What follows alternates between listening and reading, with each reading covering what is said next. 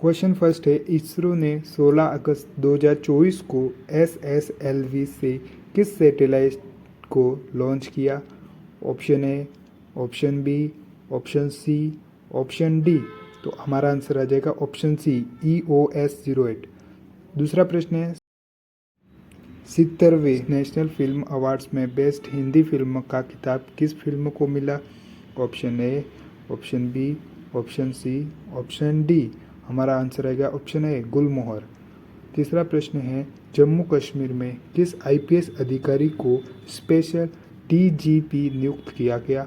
Option A, option B, option C, option D. हमारा answer हो जाएगा option B, Nalin Prabhat. Fourth प्रश्न है, प्रधानमंत्री नरेंद्र मोदी जी ने किस स्थान पर सेमिकॉन इंडिया 2024 का उद्घाटन किया?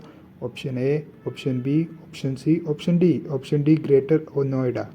पांचवा प्रश्न है, इंटरनेशनल सोलर अलायंस में पूर्ण सदस्य के रूप में शामिल होने वाला 101वां देश कौन सा है?